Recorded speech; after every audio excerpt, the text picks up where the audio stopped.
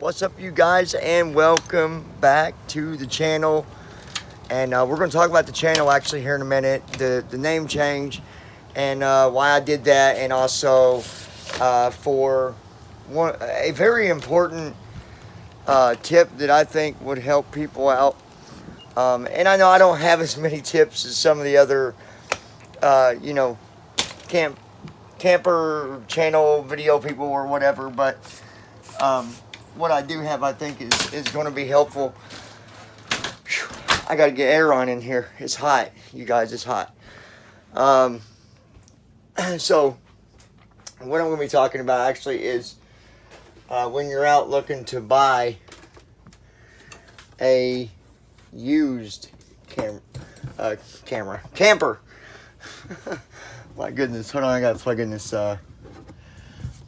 plug in the air here because it is hot, and unfortunately the air that this camper has normally does not work. I don't think, but then again, I don't know for sure. It might be for the fact that the house won't run it, and that could be the deal. You know, there's not enough power to run it from the house. If anybody knows that answer, please let me know. Obviously, when I try to run it, it kicks the breaker every time. So that's probably why that doesn't work. This here doesn't work, and maybe Keep Your Daydream. Maybe you guys would know if you watched this. It went to work one time. It was on. And then it kicked off because the wiring was messed up. The main wire, the main cord was messed up that the people had in it. So I had to put in a new cord, and I completely wired in a brand new cord into the actual box the way it's supposed to be. And but before that, it was just wires wired together outside the box.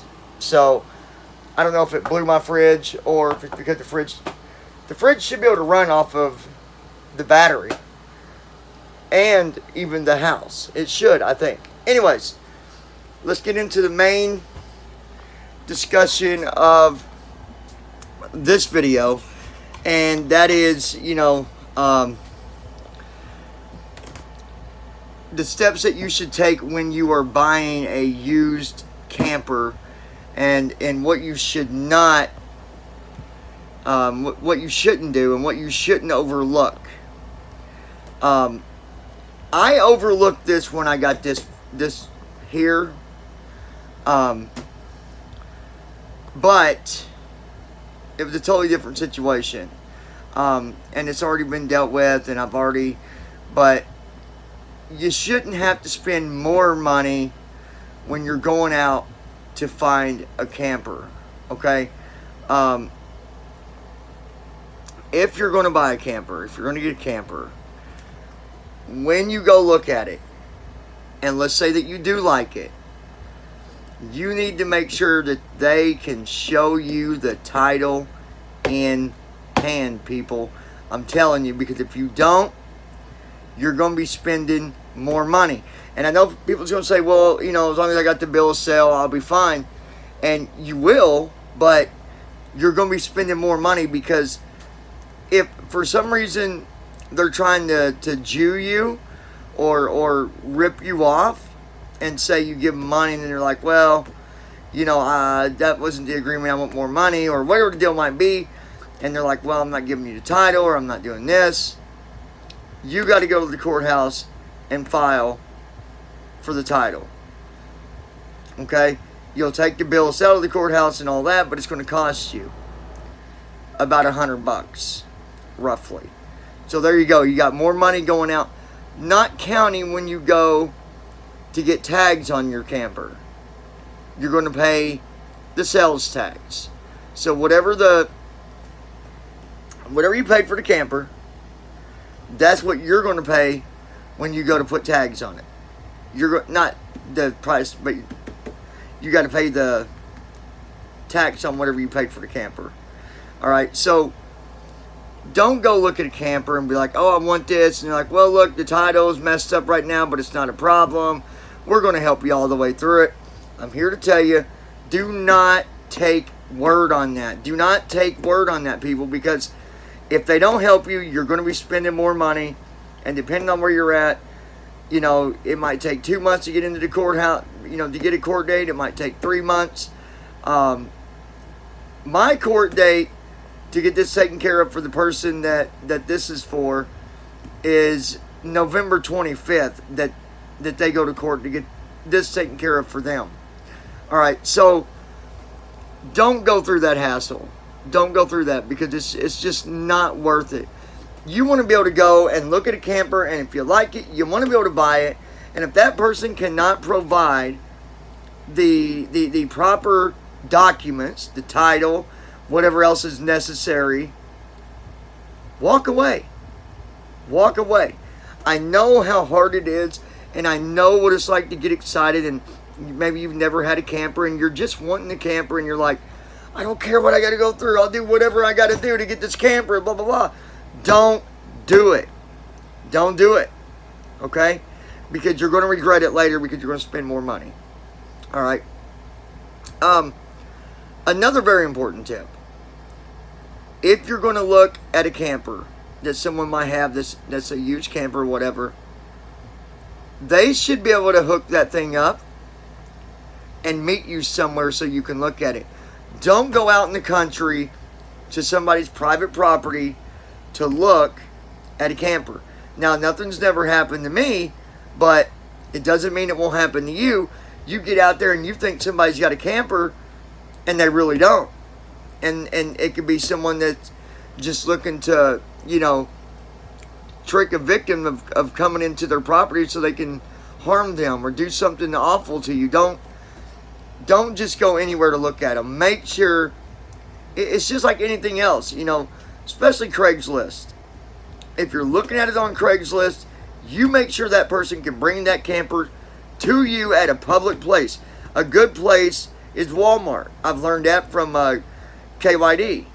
You know, Walmart, you can go to them big parking lots. They can pull it up in there. You can look at it.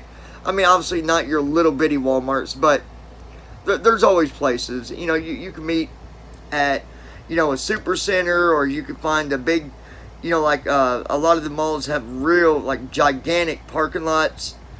Just find a huge parking lot in the public. Have them meet you there. You look for the place to meet. You look for the place and you say, hey, bring the camper to here. I'll look at it and we'll go from there. Don't do it in the country. Don't go to private property. Okay?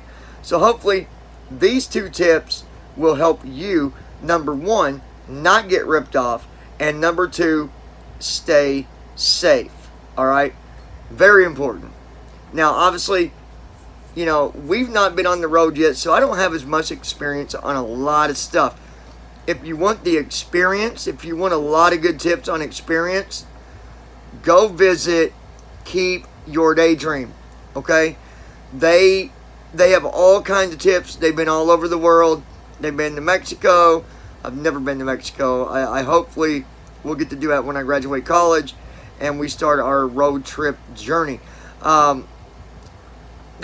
They've been all over, just everywhere, and I love them to death. I love them guys to death, and I hope that one day they will, you know, come to our area, our location, or maybe we'll meet while we're out on the road, and maybe we can connect that way. I really hope so, because I just love them guys to death. They're amazing people.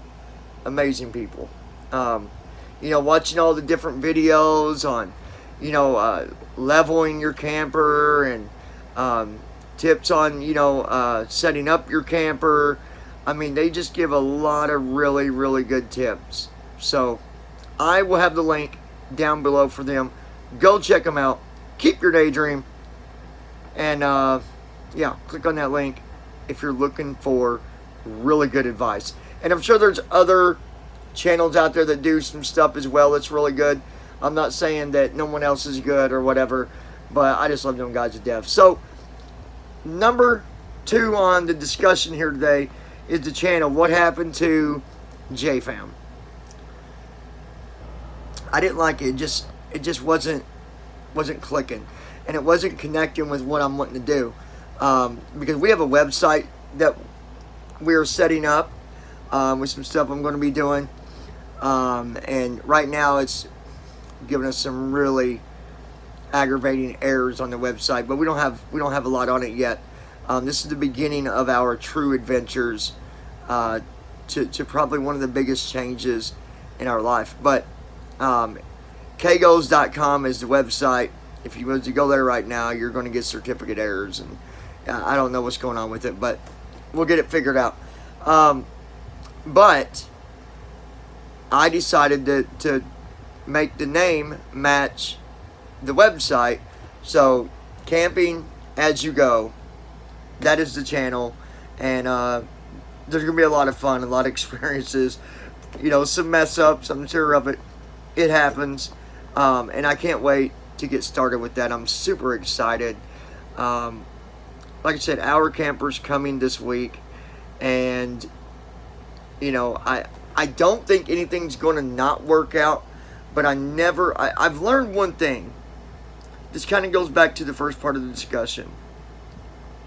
Don't always assume that everything's just going to be perfect. Never get your hopes up 100%. I'm not saying don't be happy, but prepare for the worst. Always prepare for the worst, you guys. I've learned that if you don't, then you get your hopes up, you get shot down, and you're miserable. The banks did it to us 3 or 4 times, different RV places, and it's no fun. It's no fun coming home with, you know, nothing. It's no fun. But I'm happy now, and we're crossing our fingers. Everything should work out, I'm hoping, and if it does, you guys will see that new camper this week. So go ahead and tap on that subscribe button and join us, because we got a lot of really good videos coming up in the future. A lot of different adventures, a lot of different things that we're going to be doing with helping with different things while we're out on the road, you know, for different disasters and stuff like that. We want to be a part of that for helping other people. So hopefully we can, you know, make a difference in other people's lives. Anyways, until next time, you guys give us a thumbs up, tap on that subscribe button, go check out Keep Your Daydream. They are awesome. You are awesome. We are awesome. Till next time, this is John, and I'll talk to you soon.